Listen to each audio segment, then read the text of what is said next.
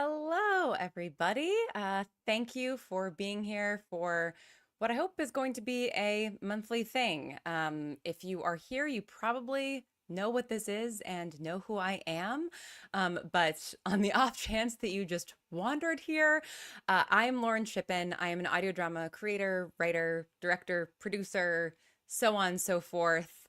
I've worn many, many hats, and I am very passionate about making sure that audio drama continues to be like the wonderful, accessible place that it's been for the 10 years that I've been in it. And so I wanted to do a monthly office hour where I just hang out on stream and answer people's questions. I got some questions in advance that I'll be sure to get to, but I am going to prioritize questions in the chat so that we can kind of like have a back and forth if you have follow-up questions on the thing that you want to know about. So definitely ask your questions in there. Hello, David. Hello, Kier. Thank you guys so much for joining. Okay, so a little background first on what I guess bona fides I have as an audio drama creator. There's a question I got from somebody that I think is a pretty good launching point for this.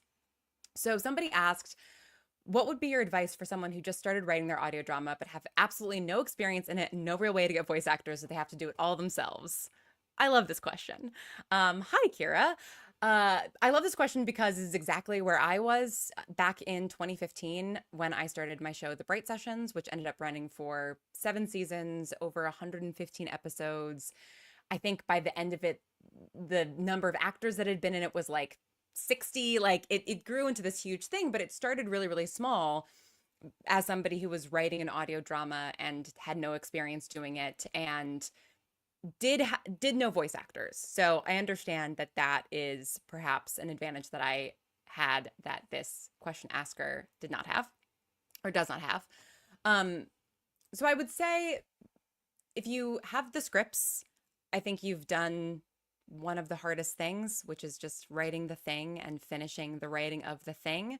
Even if you're not finished writing it, there's still a lot that you can do to kind of prep and get ready to actually make an audio drama. I One of the things that's hard about this pre-submitted questions and why I would love for you guys to ask questions in the chat is that I can't ask you more about your project because depending on what your scripts are, it is the challenges are going to be different. So when I started the Bright Sessions, it was a cast of four. It is a show about people with supernatural abilities in therapy. And so every episode was a therapy session between two people. So it was two people sitting in a room talking to each other. That is what therapy is. And that's what the podcast is for the first 2 seasons, basically, before a sound designer came onto the show, Misha Stanton, a wonderful sound designer, and helped me kind of expand the world of the podcast. But in those early days, I knew I wanted to make an audio drama and I knew I wanted to make an audio drama that I could make. And so I decided upon a story and a premise that I could sound design because it didn't really require much sound design. All that it required was that I get two people in my bedroom in West Hollywood, put a mic between them. I had a Blue Yeti mic, and record the episodes. And then I did very, very bare minimum sound design in the post process and was just writing toward my strengths, or maybe put more accurately, writing toward my weaknesses. So make sure that you have a premise that you can execute. If you're writing a huge, sweeping fantasy or sci-fi space epic, and you're the only person doing everything, and you have no sound design experience and no scoring experience, and it's your first time doing this, I think maybe set that project aside for a later time, for sort of a down the line dream project for when you have some experience, and pick something a little bit more grounded, a little bit easier to execute. And then you say you don't have voice actors. I would say look around at the people in your life and see who in your life is kind of down to just do a creative thing regardless of their experience. Did they do theater in high school? Did they do theater in college? Have they done comedy? Do they play D&D? I think the audio drama and D&D communities tend to overlap quite a lot because obviously a lot of very popular audio drama is actual play podcasts. And D&D role playing is is acting. So I definitely think that even if you don't know any people who sort of identify themselves as voice actors or maybe do that professionally, you might know actors, or at the very least people who are kind of interested in acting. And you never know. Sometimes people who don't really have any experience, but who love storytelling and who love just playing in a space with you are going to end up being really fantastic. So I would challenge you to explore the people that you know in your life who have vocal qualities that you like, have a voice that's nice to listen to, and just talk to them about the project and see if they would be interested in jumping aboard, because you might find that you are surprised. And if that doesn't work, I think that local community theaters, local universities, colleges, things like that, if you can go and see a play and kind of see the actors, and if you like somebody, reaching out to them, saying that you have a project, being honest that it's not paid, that it's not union. That's what the Bright Sessions was when I started. It wasn't paid, it wasn't union. We all just did it because we loved acting and wanted to do more of it. And there's this old adage in Hollywood of actors don't get paid to act, they get paid to wait. They do the acting for free. And that's because if you're a TV and film actor or even a stage actor, a lot of your life is spent kind of waiting around, waiting for the thing to begin. And so any chance that somebody has to kind of pop into a room and read a script and have a good time, they're likely going to take, even if it's somebody totally untested and it's not paid and it might not turn it into anything. They might still enjoy the practice. Oh, thank you, Patrick, for putting in the LinkedIn chat. The best place to attend is YouTube. This is my first time streaming to LinkedIn. I have no idea if it's going to work or if it is working. So I appreciate that. Okay, Kira has a question. How do you think your time writing fanfic helped / hurt when first getting started writing original scripts? I love this question. Yes, I am a fanfic reader and writer. So this is a particularly interesting question because I actually didn't really write my first fanfic like seriously until 2017. I've been a reader of fanfic since I was a teenager. Bones is where I really got my start, and was kind of active in the reading and commenting community back then on fanfic.net. But I hadn't really been compelled to write fan fiction until I saw something in my mid-late 20s where I was like, no, now I've been bitten by the bug. Now I have to fix this. And I tend to only write fan fiction for like fandoms in which there's very little fic. And so it's like, I guess I have to do everything myself around here. So I actually didn't have that experience as a writer until after I had started writing original scripts. That said, I said I didn't really write fanfic seriously until I was in my late 20s. And that's because I sort of unknowingly wrote fan fiction when I was a sort of preteen. When I was growing up, my favorite chapter books were this series called The Lost Years of Merlin by a wonderful author, T.A. Barron. And I loved fantasy novels. I loved high fantasy. And so when I was like 11, 12, I started working on a novel, and I wrote like half of it over 2 years, and I dug it up, maybe like 5 or 6 years ago, and realized that it was basically just Lost Years of Merlin fan fiction. Like I had just sort of ripped T.A. Barron's story and started writing it myself. And I think that that's a pretty common thing for like young writers or new writers, is taking something that you love and kind of doing your spin on it. And so I do think that there is real value in taking something that that you love, that maybe has done parts of the hard part of writing for you, and sort of practicing your writing in that form, like doing your reps. I still write fanfic now because I like to do my reps, go to the writing gym, as it were. And for me, for instance, like I'm not great at world building. Like that's not really where my brain begins. My brain tends to begin with characters and character relationships and then expand into world building as needed. And so, it can be really fun for me to write fan fiction, or to sort of, sit down and write a scene, even a script scene from a TV show that I love, where there is a lot of really rich, good world building, because then it forces me to engage in a serious way with those things and see how it actually intersects with like a scene of two people talking, when there's all of this stuff that the audience has to know. So I do think that there's a lot of value to that. And I think also that can apply to so many things, right? If you're not really comfortable writing dialogue and you want to write an audio drama obviously is a very dialogue heavy medium. I love writing dialogue, and I've written now 5 books, 2 of which are not out in any capacity yet. And every editor I've ever had is like, you actually need to describe what these people look like and what the environment looks like and all of that kind of stuff. So that's something I use for fan fiction too, is sort of describing blocking and environment, because it's not something I naturally do. Whereas dialogue, I like love doing that. But if you're somebody who can write the most beautiful prose, but you're not great at writing dialogue and you want to write a script, jumping into a TV show, movie, whatever that you love that has a very specific language, I think can be really great, whether it's like Succession or Deadwood or like those sort of like, really, really specific styles. I think will teach you a lot about writing dialogue and kind of how to convincingly work in a style. So that's my 2 cents about how writing fanfic has helped. You also, how does it hurt? I definitely think that you need to be careful about sort of where you place it in your writing practice in terms of not letting it bleed over into your original work. Like I don't consistently write fan fiction or read fan fiction necessarily. I go through big bursts of writing a lot of my own original work. And then if I'm not working on my own original work and I'm doing things like producing and directing and something that like isn't scratching that writing itch, then I'll sort of dip into fanfic. But if you're going back and forth, there's like a chance that you might end up like taking some traits from a character or a bit of a world. And to a certain extent, like the stuff that you consume and the stuff that you love is always going to be feeding into your original work. But just to avoid any like too much sameness, I think it can be good to kind of separate those practices. Okay, lots of great questions in here. Okay, from Kier, what do you think is the biggest technical challenge you've had when you edit and mix your shows? So I one of the pre-submitted questions was a very technical question as well, and I do want to preface all of this by saying that I am not a technical expert. I am not a sound designer. I'm not an engineer.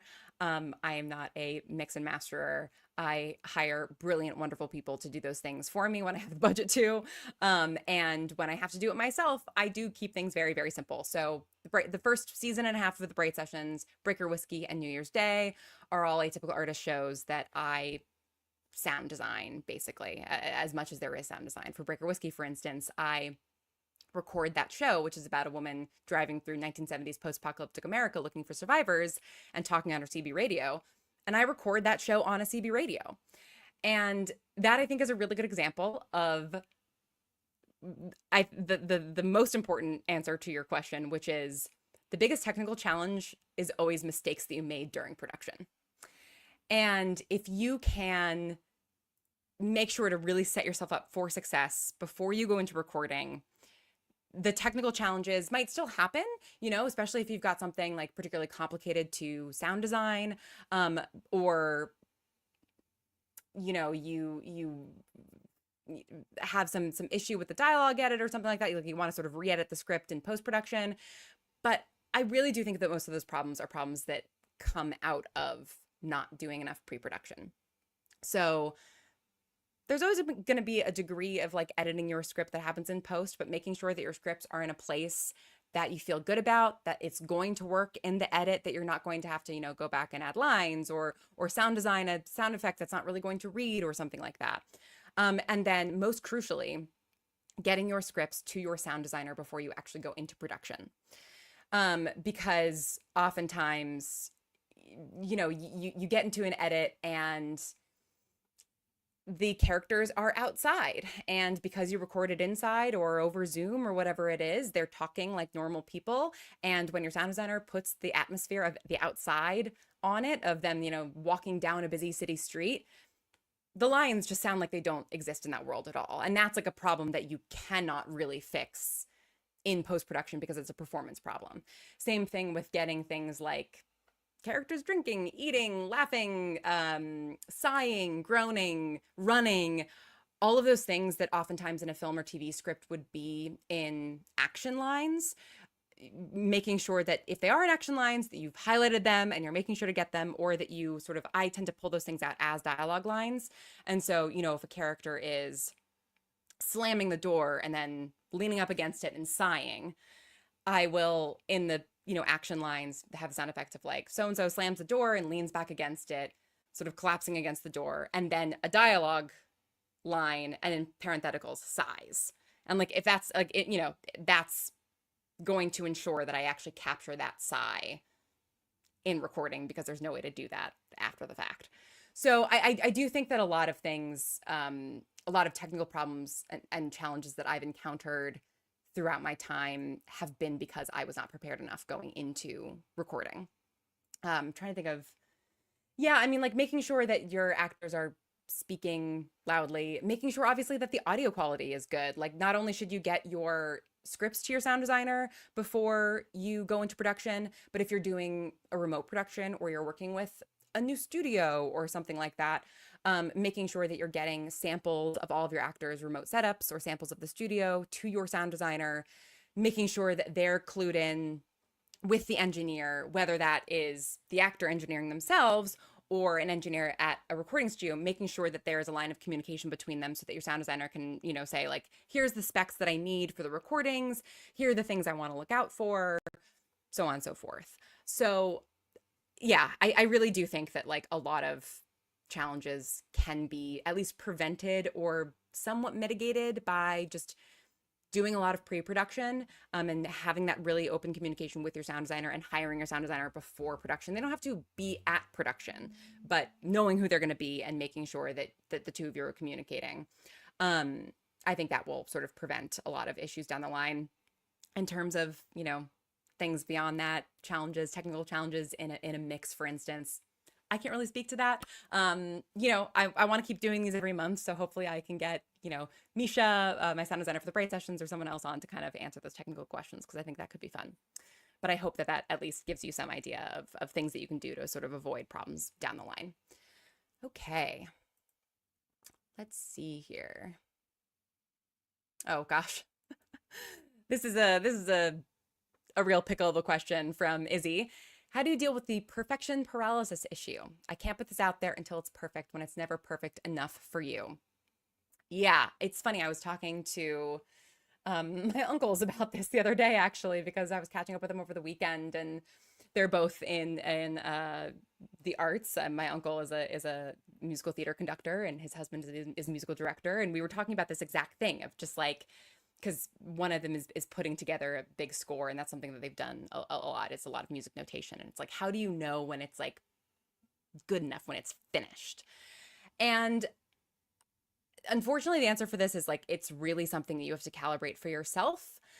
For me, I think it's, the phrase of like, you're moving deck chairs around on the Titanic.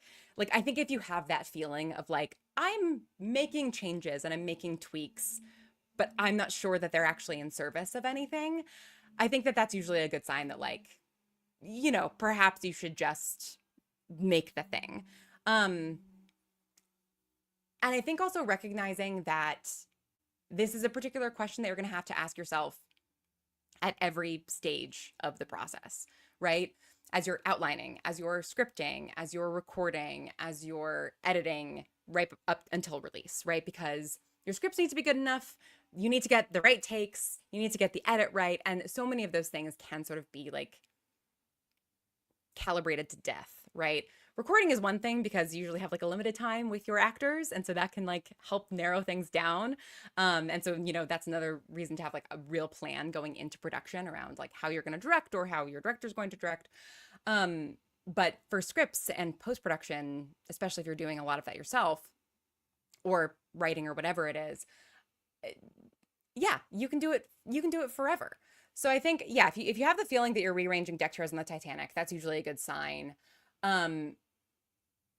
I think if you are sort of at a stage where you think, this is not perfect, but I think it might be done, set it aside for like anywhere from 10 days to 2 months, depending on what it is, and then come back to it.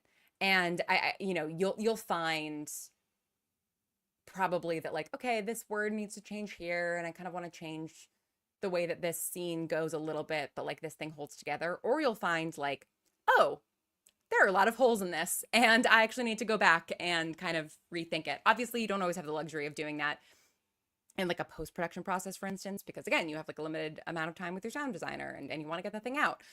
But I think stepping away from it for a little while and coming back to it sort of with fresh ears and eyes can be helpful. And also getting somebody else to take a look at it or take a listen to it can be really, really helpful. Somebody that you trust, ideally somebody who's not involved in the production in any way, and even more ideally, somebody who's not involved with audio drama production in any way. My sister is my guinea pig often. She read all of the Bright Sessions scripts. She read all of my books. Like, she's the person, because she's got a great mind for story, but she does not work in the creative arts at all professionally. But she is a creative person. And so she's able to really give me good feedback around how it feels as a reader or as a listener. And so I think, just like a friend that you have who enjoys stories but doesn't make that their life, getting their feedback can often be helpful to know how close it is to done. In terms of it never being perfect enough for you, it's never going to be perfect enough for you. Your taste is always going to be ahead of your ability. And that's just like one of those uncomfy things that you have to learn to live with as an artist. And if anybody finds a solution to that uncomfy feeling, please email me because I would love to know how to fix it. All right. I hope that answers your question a little bit, Izzy. I know it's kind of an impossible question to answer. Okay. Question from Jake. My question is more to do with actually getting it out there. I hate sounding like I'm begging for reviews, follows, etc. Is there a platform that you found most successful for promotion? You have hit upon both my favorite and least favorite topic when it comes to being, for all intents and purposes, an online creator. Like, that is primarily what I am, because that is primarily the mode through which audio drama is consumed, is online. And yeah, I mean, look, there are two ways to get people to listen to shows that like are actually legitimately reliable and tried and true. The first is word of mouth, which I'll talk about a little bit more in a second. And the second is feed swaps. So this is basically when, for instance, The Bright Sessions is a show that just like exists in the world and that people still are finding and listening to. And so when I have a new show, let's say like my newest show, New Year's Day, I'm going to drop an episode of New Year's Day into the Bright Sessions feed. And then if I was doing this with like another podcaster, I would drop then an episode of the Bright Sessions in the New Year's Day feed. Maybe a bad example because those are two shows under the same network, but the best way to do this is to find like shows to yours. So like, listen to a bunch of stuff. The audio drama subreddit, which again, I'll talk about in a second, is a great way to find other creators. The WJ Audio Alliance Discord is great as well. I can type that up in a comment. But if you just search WJ Audio Alliance Discord or WJ Audio Alliance and click on the link, it's down on the like right toolbar.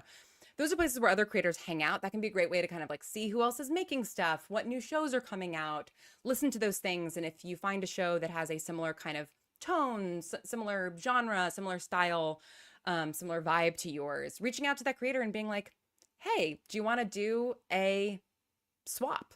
It doesn't cost any money, right? Like sometimes the bigger shows will get paid to drop something in their feed, or sometimes people will have the budget to pay for a feed drop. But in the early days of, when I was making audio drama years ago, and even now for a lot of things, like I will do just feed swaps with people, and you just decide on like, okay, we're going to run this for the entire month of May, or we're going to run this until we hit 10,000 downloads. Whatever it is, just kind of like deciding upon a marker that you can both try to hit.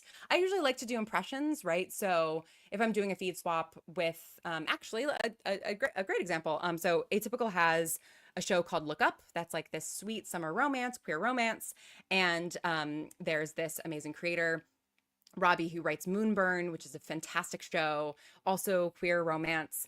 And we did a feed swap, and, we agreed upon like, okay, once these episodes have this many downloads, we can, kind of call the feed swap done. But that kind of takes the pressure off of like getting a bunch of impressions very quickly. Like Moonburn will just stay in the Look Up feed until it hits the impression mark that we talked about. So that is really like an effective way to get people from one audio drama into the other. Now, let's say that your impression goal is 5,000 downloads, right? Of those 5,000 people, how many people are going to come over? Like, I don't know, maybe 500 if you're lucky. Like, it's not going to be huge, but then those people will word of mouth, tell their friends, and then that kind of picks up steam from there. Truly, like to this day, the way that I tend to find most audio dramas that I listen to and love is word of mouth and is like feed drops in other podcasts or ad swaps in other podcasts. That said, social media obviously is like a huge part of my job and any online creator's job. In terms of platforms, I have sort of come full circle. When I first was starting out in 2015, I mainly was on Tumblr and Reddit. I am the person who's been using Tumblr consistently for 16 years.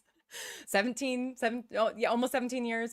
And it's just that's how I got into audio drama. Was I found Welcome to Night Vale on Tumblr and fell in love with the medium and wanted to make my own. And so that's really where I went at first to find people for the Bright sessions. And then the audio drama subreddit was where I found like other creators. And that's where we would do feed swaps, or we would listen to each other's shows. And if we liked each other's shows, we would leave reviews on Apple Podcasts, because that was like kind of a significant thing back then. It's not so much anymore.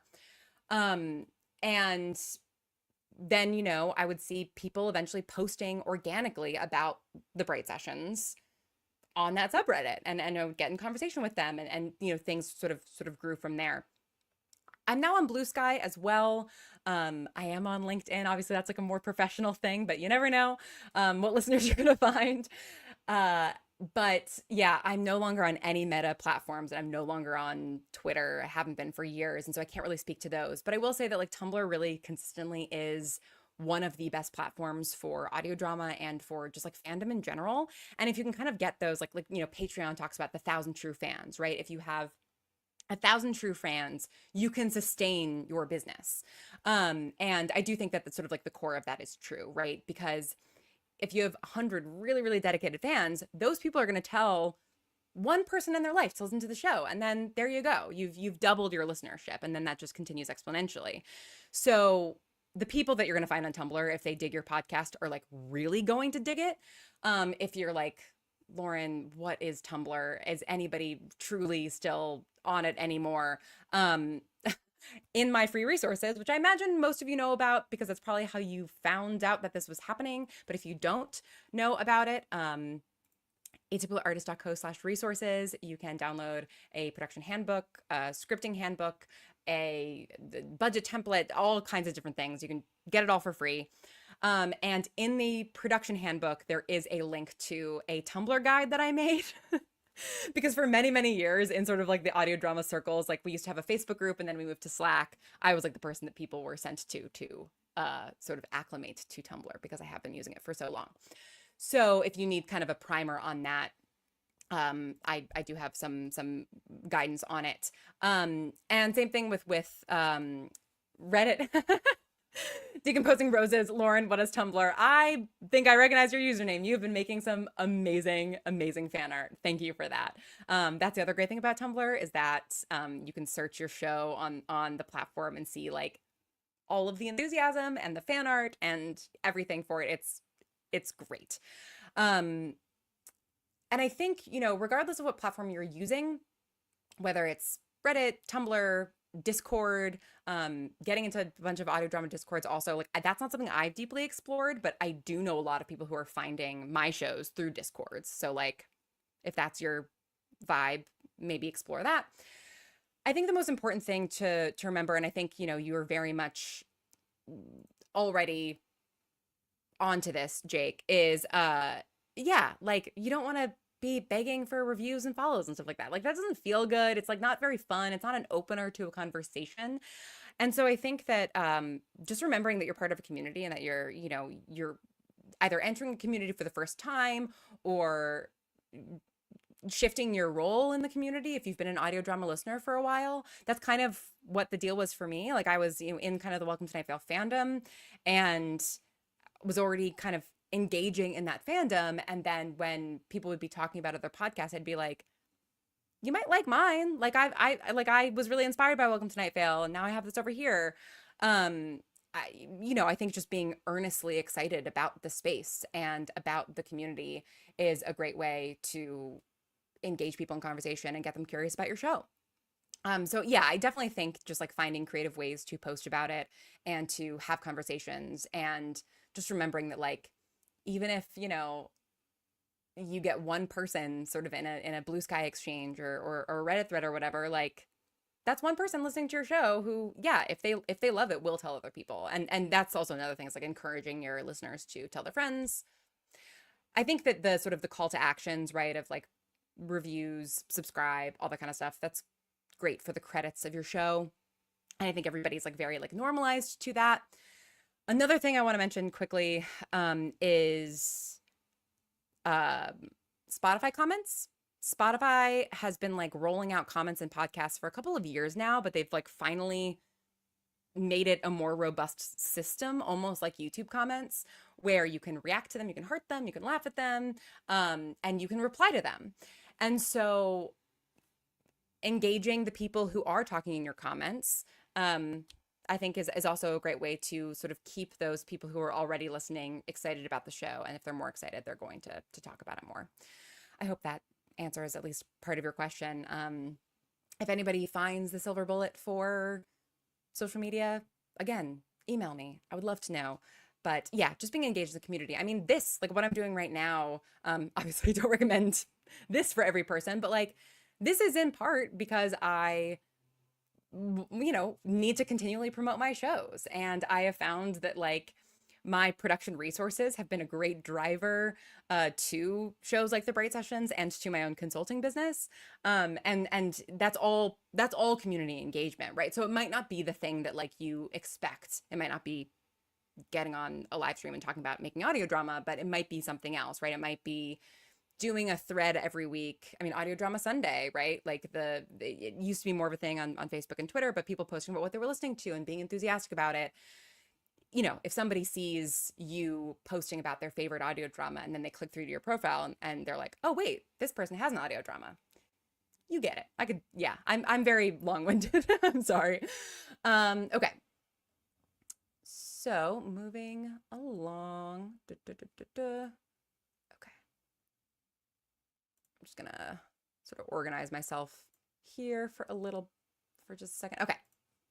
Patrick, as someone who has been on the inside of this industry for a decade, are you bullish about its future? Like, do you think investment in audio drama will increase? Who will be investing in it, etc.? Yeah, that's a really interesting question. I went to this great podcast festival last fall called Resonate in Richmond, Virginia. And their theme this year was sort of storytelling. And so they had some fiction folks there, myself included. And part of the talk that I gave was sort of about these eras of audio drama as I've experienced them, with 2015 and prior to that being very much the Wild West, right? Like everybody just kind of going out into their own frontiers and setting up their own towns and things like that. And then there was the gold rush and like all of this like VC money and Hollywood money came in. I benefited a lot from that. I got to make some very, very cool things. And now the gold miners have left to greener pastures as they see it. Though that's a different conversation entirely. And what's left is sort of this like weird like ghost town in terms of investment. But there's still the people who, came out here in the first place to do something new and do something cool. And so I do think that in terms of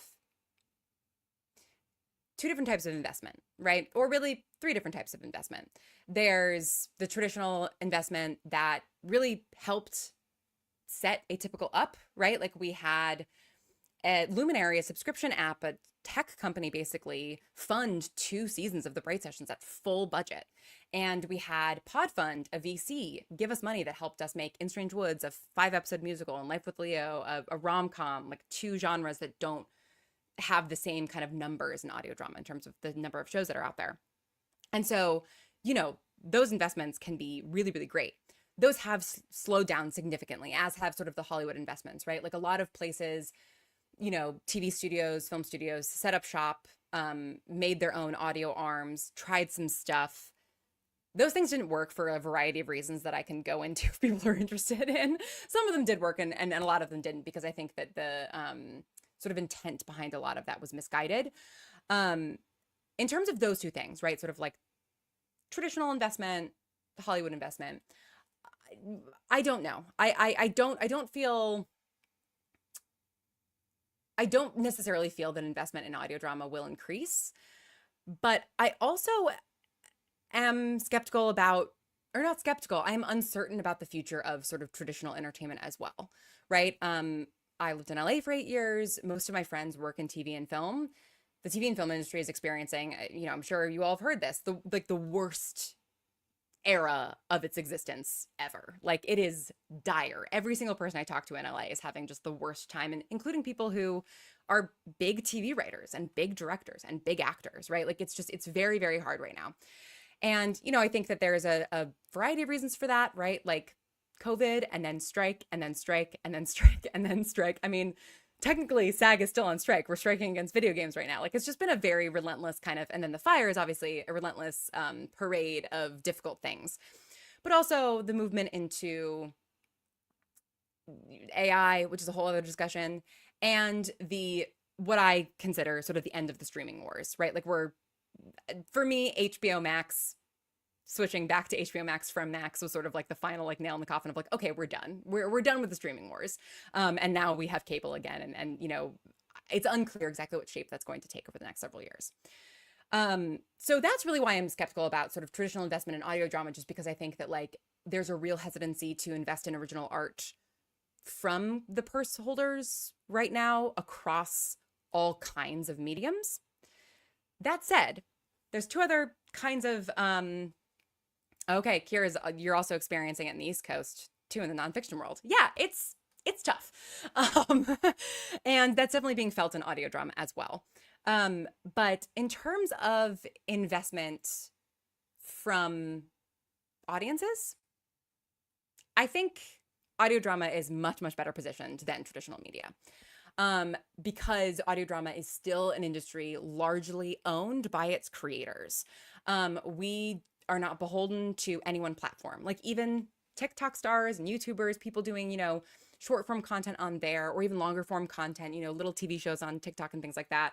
Like, yes, technically Apple and Spotify kind of own us in the sense that like that is what most people are listening to things on. But like the RSS feed is a company agnostic bit of internet infrastructure. And there is just very, very little else like that in sort of online creation and in like modern entertainment. And so I do think that audiences are going to continue to gravitate toward audio drama for things like female-led art and queer-led art and art made by people of color and art made by neurodivergent people, like all of the groups of people and the perspectives that it's been very welcoming to in the 10 years that I've been in the industry. And that, traditional entertainment has a sort of fair weather relationship with. There's still the hunger for those stories is still there. And I think more now than ever in a lot of ways. And I think that audience investment of their time, their excitement, right, telling their friends about a thing, also eventually translates to money, right? Like the Magnus Archives is an independent, or like an indie, it's I believe on the Rusty Quill network, but Rusty Quill is I think a sort of, independent network in the way that Atypical is. They raised like £700,000 in their Kickstarter for a spinoff. Like, that's bonkers.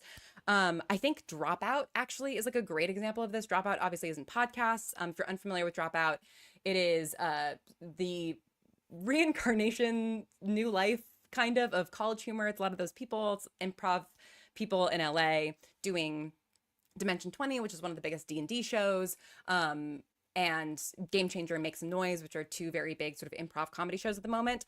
I am a Dropout subscriber, and I think that what they've done and what they're continuing to do is really, really interesting, because I don't know the sort of structure of their company. I don't think they're worker owned or anything, but they are very creator forward, and they have their own streaming platform, right? They're not owned by one of the three companies that owns every streaming platform.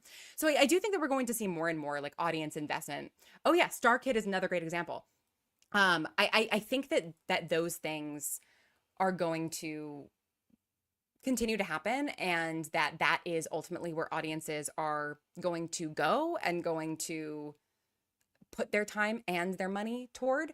I think what's happening with Sinners right now is really interesting too. The new Ryan Coogler film, obviously it's Ryan Coogler, it's Michael B. Jordan, like it's a huge, huge movie, but it's an entirely original concept. And Ryan Coogler gets the entire thing back after I think 25 years. Like he owns the copyright after a certain point, which has never really been done in a studio contract before.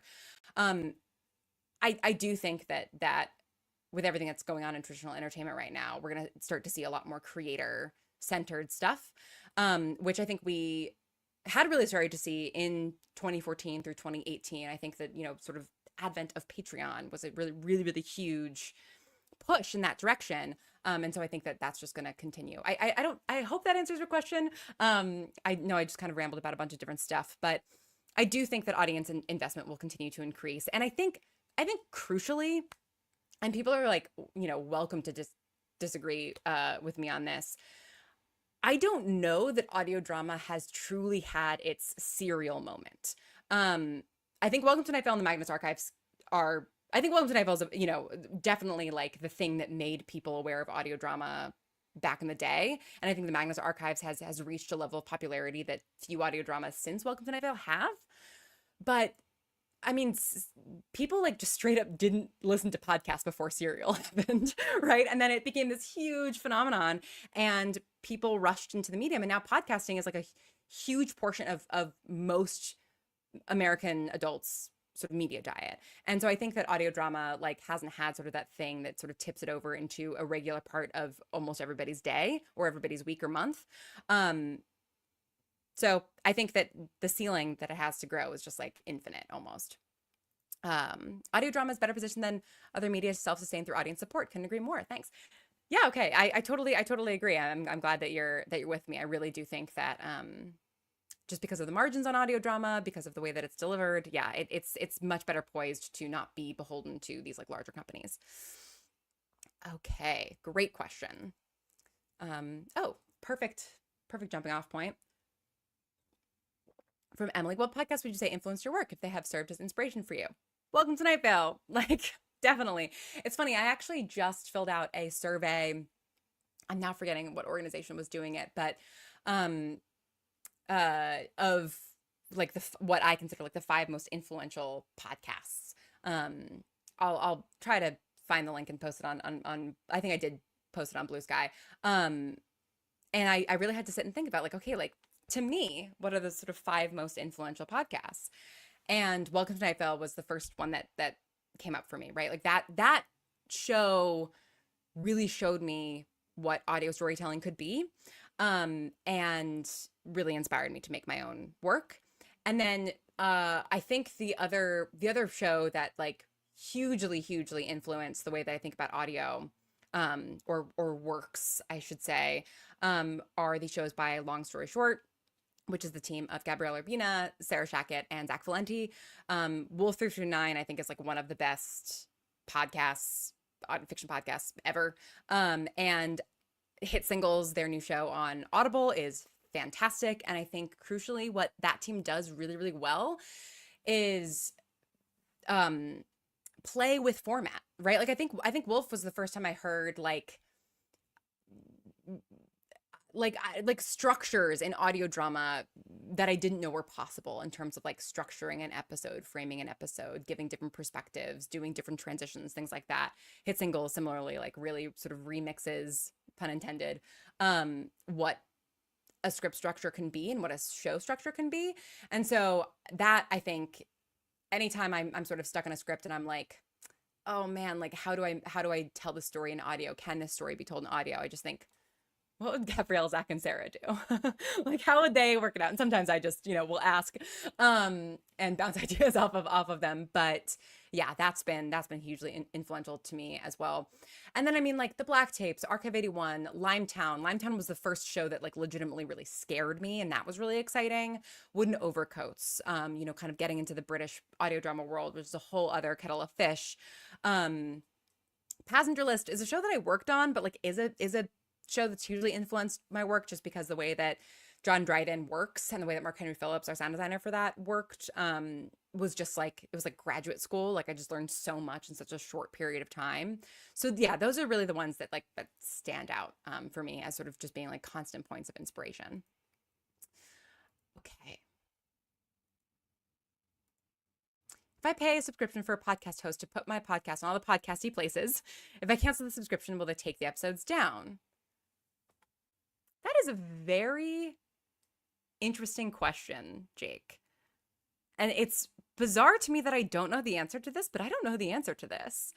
Um, I will say there are free hosts that I think are worth looking into that you can still get all of your podcasts in the podcasty places. I personally am on Art19 currently, but I've been on Megaphone and Libsyn in the past. Libsyn is very, very inexpensive and kind of, I think, like in many ways, the gold standard for sort of like, just like you need just podcast feeds. Like you don't need like dynamic ad insertion yet necessarily. You don't need a bunch of bells and whistles. You just need to get the podcast out there. But Acast is free. I think Spotify's hosting now is free. And once you have the RSS feed, you submit it to Apple, you submit it to Amazon, you can submit it to Overcast, Pocket Cast, whatever else. Obviously, it's nice to have those things done automatically for you, but you know, you can, I think, still submit those things individually. YouTube now has podcast features. I've only done that in the reverse where I've plugged my RSS feeds into YouTube and had it feed into YouTube, which everybody should be doing because you can really find a whole new set of listeners on YouTube. But I don't know if it works the other way. But there are a lot of free hosting sites. Okay. So Patrick says they're hosting RSS feed and would cease to host if you stopped paying. I do think that that's true for a lot of them. I think... So one kind of funny quirk about Spotify, actually, I don't know if this is still true, but if you publish a podcast to Spotify, you have to like email them directly to get them to take it down. Like if you delete your RSS feed from Megaphone or whatever else, like that podcast will still be on Spotify. So, but I would question why exactly you want to sort of put your podcast feed up and then remove it and sort of have it exist in a way where you couldn't add episodes to it. Like even if let's say you just like, we just wanted to get it on Spotify, right? And this weird quirk of Spotify was that you could just pay for Libsyn for a month, get it all up there, delete the Libsyn feed, and the Spotify feed would stay up there. There would be no way to update it. So if you're looking into kind of like doing an audiobook like limited series type thing, I mean, first of all, just do Acast or Spotify. Those are both free, I believe. But also like sell it as a thing on Bandcamp, like put it up on music streaming sites or whatever. Mark Zollinger and Dan Powell of Archive 81 actually did a audio album last year called Generation Crossing that is excellent. That was just like a totally different way of distributing a podcast. So I would think about like why, if your show isn't something that needs to be updated or something that you're never going to like kind of continue, if it's just sort of a self-contained thing, like think about what makes most sense for you to get it out there. But also, yeah, I think looking into Acast or Spotify is probably your best bet. Okay. Do you direct actors more often remotely or in person? What do stars prefer? Do you work with a SAG independent podcast agreement? How much time does an actor spend recording? Do you rehearse beforehand or on the day? Great questions, Patrick. Really great. So it is very, very warm in my office because it's very hot today.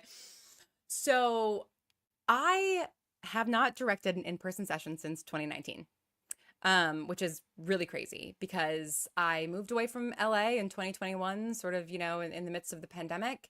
And I still work mostly with actors in New York or LA. Oh, actually, I have done one in-person session in New York, but as an actor for Give Me Away, a show that I'm in.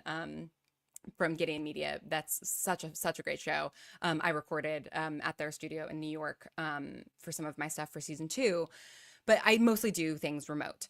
And I will say, even in instances in which like for instance,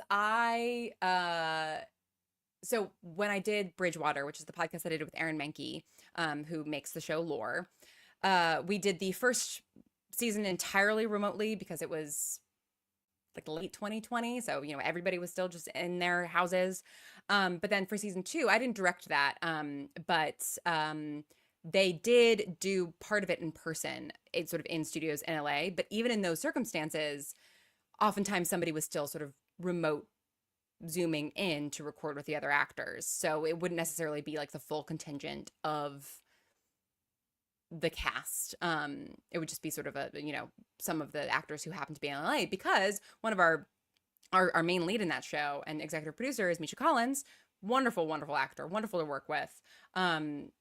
Amazing to direct remote. Like sometimes, some actors have a hard time with it, but he snapped into it right away. He's a very busy guy. He's doing like a million conventions a year. So it's like, sometimes he would be here, sometimes he would be there, and it's just kind of about making it work. So, oftentimes the stars do prefer doing it kind of wherever they're at. Or like I've even worked with some actors who during COVID built their own home studios. And now when they do stuff, like sure, they live in LA, but like they can just stay at home and do it that way. And so even if I was in LA, like I'd still probably be directing them remotely because they just want to stay at home. So yeah, I do mostly remote production now. In terms of what people prefer, I definitely as a director prefer to do in person. I just haven't had the budget to like actually put that together for any of my shows. And in terms of sort of big names, it really depends. I've directed other actors who really want to be in person, but they can't because of scheduling stuff. I think having the ability, I think probably actually every actor would prefer to act with somebody else in the room with them if possible. But oftentimes scheduling with big actors means also that like you are reading or you have a reader reading a line. So you're not even actually necessarily getting the actors together in the first place, at which point it does make sense for them to just sort of stay home because they'd just be going to a studio to, talk to somebody on Zoom. But yeah, I mean, if you have the schedule flexibility and the money to put everybody in person, I think that everybody does prefer that. In terms of working with SAG, yes, I've had a real journey with SAG over the years. I am a SAG actor. I've been a member of the Guild since 2016, and I've been producing with the Guild since 2016 as well. I think The Bright Sessions may have been the first audio drama that was ever under a SAG contract, to be totally honest, because when I showed up at their offices and was like, how do I do this? How do I make this SAG? I'm a SAG actor. And all my, they had no idea what I was talking about. And it took them a while to kind of get on board, but I'm happy to say that now their contracts are really, really clear. They're really simple. And if your thing is very low budget, you don't have to pay into pension and health. The paperwork you have to do is very, very minimal. So yes, now I do most things under a SAG podcast independent agreement, usually under the 10,000 budget mark because I'm making a lot of very inexpensive shows. Okay. How much time does an actor spend recording? I'm going to try to keep this answer quick, which is that I have a personal framework on how much you can record with an actor. If you are in person in set and the actors are acting with other actors sort of in the recording studio, I think you can do a full 8-hour day. Like you can do 8 hours, half an hour for lunch, the union 10-minute breaks, all of that kind of stuff, do catering, craft services. As long as like one actor isn't acting in literally every scene of that 8-hour day, like I think that is acceptable to do. And you can often do a lot of pages in that amount of time. Like an 8-hour day on a film set, we would maybe get 3 pages, but like for audio drama, you can probably get, I don't know, I actually wouldn't even know. You can probably get like 150. Like I once did 120 pages in 3 hours. So like, you can get things pretty quickly if you need to, depending on how complex they are. For remote recordings, I tend to schedule all of my sessions as 4 hours. Never ever go over 6. Everyone will be having a terrible time because as we all have discovered in the last 5 years, the energy that you expend talking into a computer is just like very, very different for some reason. I'm sure the psychologist 10 years from now will be able to figure it out, but it just is that way. So I like to do 4-hour sessions. That tends to be kind of like the sweet spot for like, you can kind of really get into a groove, but you're not going to be wearing people out. If you are in a groove and you sort of have more time booked out, you can go up to 6, but I would really recommend doing 4-hour sessions. Now, for you as a director, that can often mean that I'm doing 4 hours in the morning and 4 hours in the afternoon with 2 different sets of actors. So I'm still doing an 8-hour day, but my actors are not, and that is ideal. I actually never rehearse. I will do a table read of the pilot for a new show so that everybody can get a sense of who everybody is, what the show feels like, what the show sounds like, who they're going to be acting with. So I can also get a sense of page to minute, because each show's a little bit different. Each show's going to be paced a little bit differently. And so, sometimes I'll have like a 35-page pilot and I'm like, I don't know how long this is going to be. So that can be helpful. Or I'll do a table read and rehearsals for something very technical. The musical episode of the Bright Sessions, we did many rehearsals for that, obviously, because the actors had to learn the music. But we also did a table read of the whole episode with the songs and stuff. That was really, really fun. Um, so I do table reads for the first episode, but other than that, I do not do rehearsals. I do not even do rehearsals on the day because I like to just jump into a first take, tell the actors, like, treat this like a rehearsal, but I always record it because sometimes something really magical happens in that first take. Um, yeah, and I to sort of expand on the how much time does an actor spend recording. Um, I I tend to do 3 takes per scene. Four is kind of like the maximum that I'll like really do the full scene. And then pickups. So I don't know, that might give you an idea kind of like how long a particular session might take. Because I usually do 3 to 4 takes. Okay, I need to catch up here for a second. Da, da, da, da. Okay. Super helpful stuff. I've been a consumer for years. Can't wait to get into the community. My show is very sci-fi thriller. Anybody want to do a feed swap? That's awesome. Well, put the name of your show in the chat because I wanna check it out. Okay. I'm just marking all the questions. Okay. We've got 3 more questions. I'm gonna do all of them, but I won't be taking any more questions. So, feel free to continue chatting in the chat, but save your questions for next month. Okay. What is your experience working with companies like Audible and Fresh Produce? Yeah, so I've made several shows in several different capacities with sort of this framework that's become very, very common now, which is that Audible will have overall deals with smaller production companies, and then those production companies will commission shows or hire teams to make a show that they're developing in-house. And that has happened in like lots of different ways. And I have worked, gosh, I'm probably like 5 or 6 of these in various capacities. The stuff, it's not always like something that like I am writing, directing, like often I'm just script consulting, often I'm coming in just to sort of like get them going. And I've certainly like, I have a lot of friends who've made shows, with this. I have, kind of mixed feelings sometimes on Audible's role in the industry because they're not a podcast company, right? And so it's like they're not making fiction podcasts, but they are making audio drama. But also like they're making a lot of like hybrid audio drama, audiobook stuff. And also I'm not sure that any of that categorization matters. And I Audible is like one of the few places investing in original audio fiction anymore. And I'm like incredibly grateful to them for that. And also like every exec that I've worked with there has been like really lovely and had a real passion for audio fiction. And has, given great notes. But it's funny because yeah, like if you're making a show with Audible, likely there's sort of a middle ground person or like company that's sort of doing the actual show itself and then delivering it to Audible. And so that's usually the person you're interacting with, or like the body that you're interacting with if you're hired as a writer, director, consulting, whatever. Fresh Produce being one of those companies that sort of sits in that space. And like everything, depending on the company, it can be a totally mixed bag. Some of the companies I've worked with have been fantastic and like we've made stuff that's really cool. Sometimes I've worked with companies where we've made something really, really cool and then Audible just doesn't greenlight it and it never is heard by anybody. That can happen too, right? But yeah, but like anything else, like there's also companies that want to have a lot more control and maybe buy shows from people that then they try to change significantly, and kind of all the stuff that you experience in like traditional Hollywood entertainment, right? So I've experienced the spectrum. It just depends on the company. But yeah, I mean, I think what Audible is doing is cool. And in terms of like all of the executive notes that I've gotten in my life from people who didn't necessarily get their start in like audio drama podcasts, like Audible gives pretty reasonable notes, which is not a given, with the people who are paying for your show all the time. Okay. Another question from Dream State Movie. What is a typical recording session like? How many pages can you record in an hour? Patrick Hyde. Yeah, I think I addressed this a little bit, but typically, I will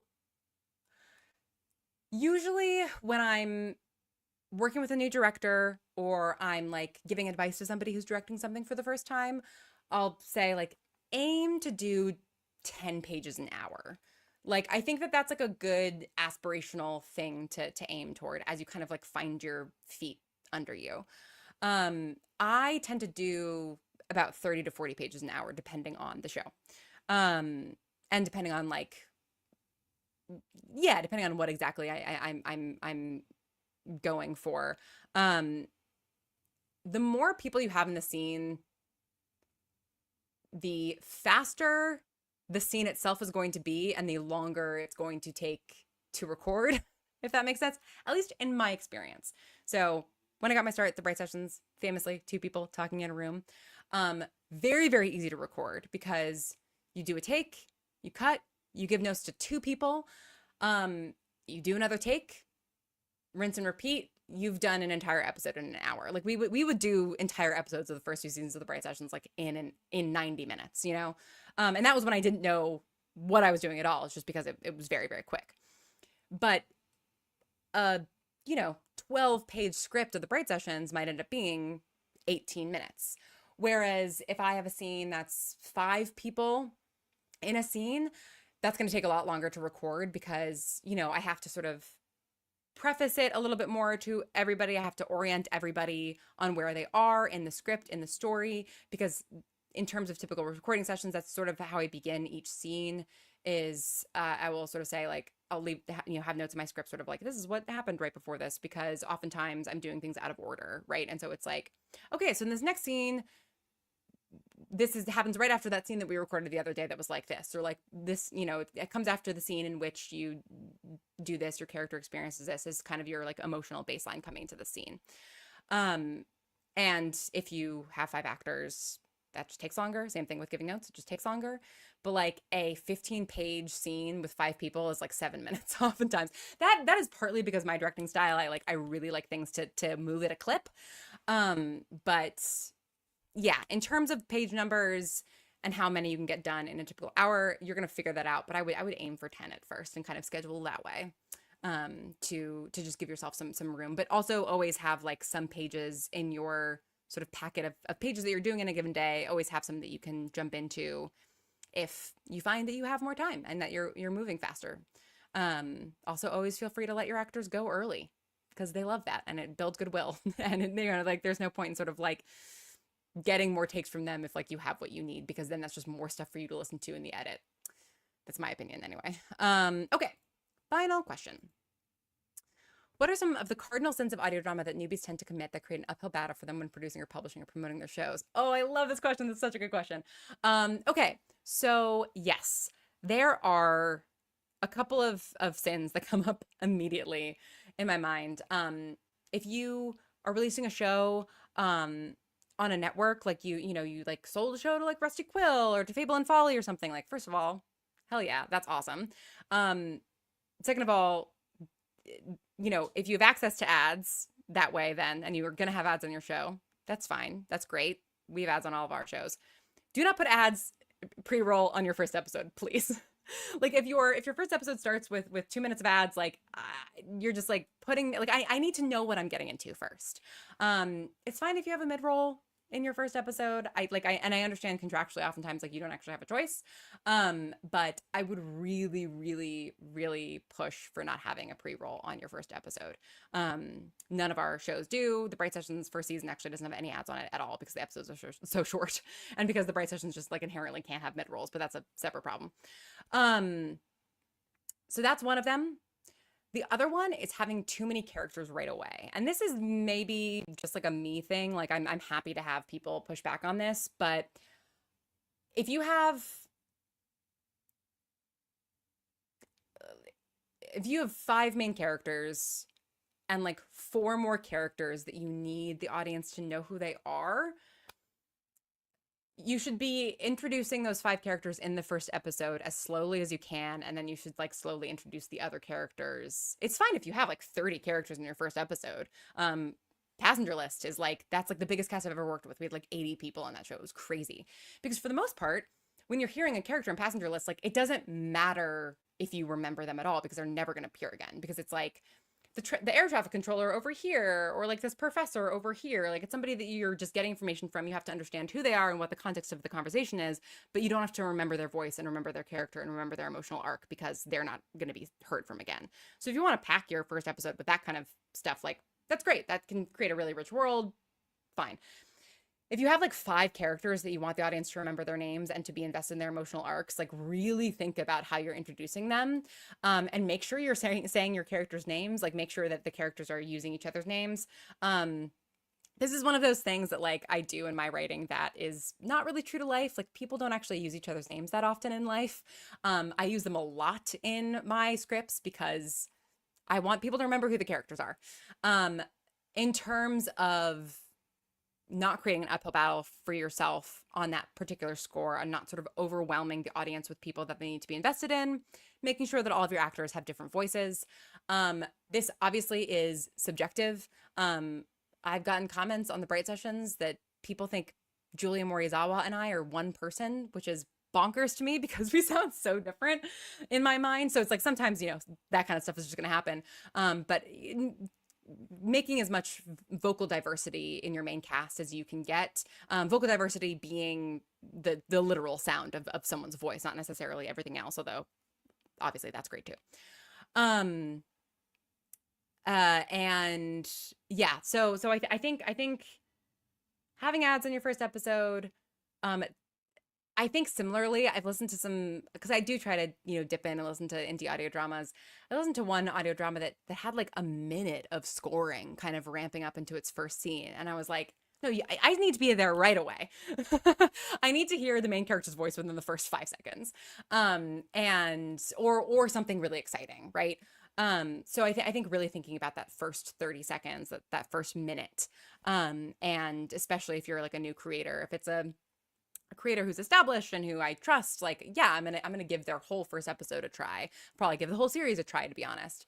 But if you're new, I think just like trying to grab people as quickly as possible. Yeah,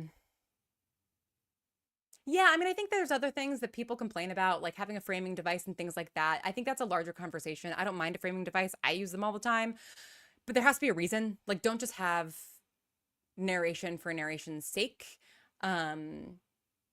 And I think also a sort of sin that people often commit in audio drama, and that I think is incredibly common coming from other mediums, is not trusting your audience enough.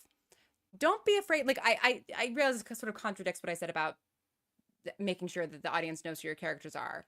You want to make sure that your audience is invested in your characters and that they know where they are in the world.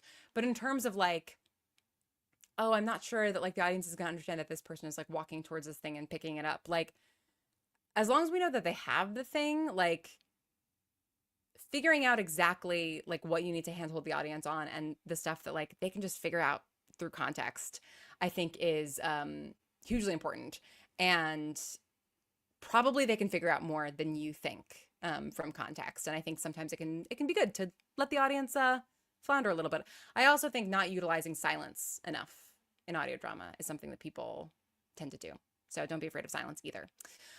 A quick follow-up based on your answer. We can sell our show. Is there any point in trying to sell it before publishing or will acquiring companies still be interested in buying after publishing? So I don't really know how like the networks like Rusty Quill and Fable and Folly work. But they are like networks dedicated to making audio drama. So like I would, reach out to them. I can't speak to the deals or what you get or anything like that. But in terms of people who are like actually like investing in and distributing audio fiction, they both do that. And I think there are probably others as well. So definitely worth looking into. The reason that like Atypical, for instance, doesn't do that is because if something is on Atypical's sort of network of shows, I want it to be something that I am executive producing, which means that I am there from conception all the way through production. And that I want sort of a creative, because I want to sort of curate what Atypical is. But different networks function different ways. And so there might be they might not buy your show, like they might not like give you money up front, but they can act as like an ad broker for your show potentially.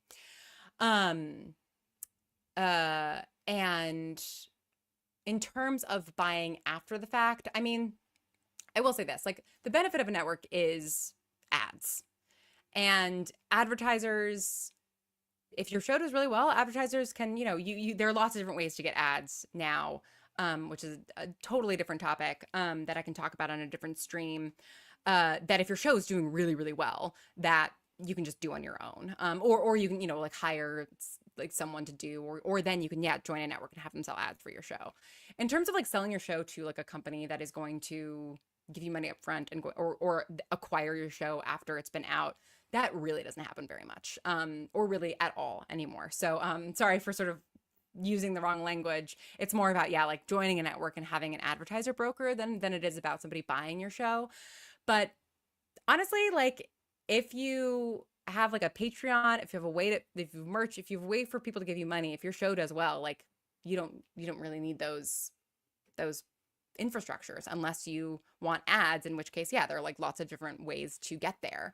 But as long as you're getting money in, like the fewer people that own your thing, the better, in my opinion. Okay. I think that was the last question. Dino, I see. Yes. Is there any possibility you could run this session a little bit earlier next time? Thank you for staying up, first of all. Yes, I do want to kind of mix up the time that these are always going to be the last Wednesday of the month. And I am going to try and do some, like, I'm going to try to do them like early morning, one, maybe a little bit later in the day, one or in early afternoon. So definitely like keep an eye, and always feel free to submit questions in advance. Just atypicalartist.co/create. You can submit a question, and actually only got to one question because you guys had so many great questions in the live chat, but I will always have that sort of running list of questions that I'll get to, and then you can watch the stream back because it's all being recorded. Thank you guys so much for joining. Thank you, Patrick. I'm so glad that it was lovely. If you don't have the free resources, atypicalartist.co/resources.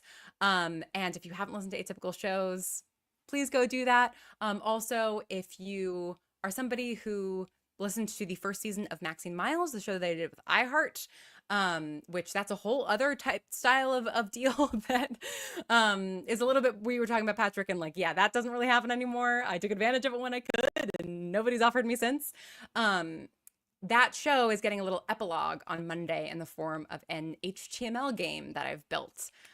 So if you haven't listened to Maxine Miles, now is the perfect time to binge the entire first season so that you can play this game that I made on Monday. So yeah, just be sure to atypicalartist.co/resources. You can sign up for a newsletter there. You can follow me on Blue Sky and Atypical on Blue Sky, and you can follow me on Tumblr also at thelauren.shippen.tumblr.com. Thank you all so much. Oh, thank you, Kira. Thank you, Izzy. Thank you, Rose. Yeah, I really appreciate you all coming, and this was super, super fun. And definitely I'm going to do it again next month. So I will see you next month. Definitely leave in the comments your shows that you're making and that are out so that I can listen to them, and, stay strange and keep creating.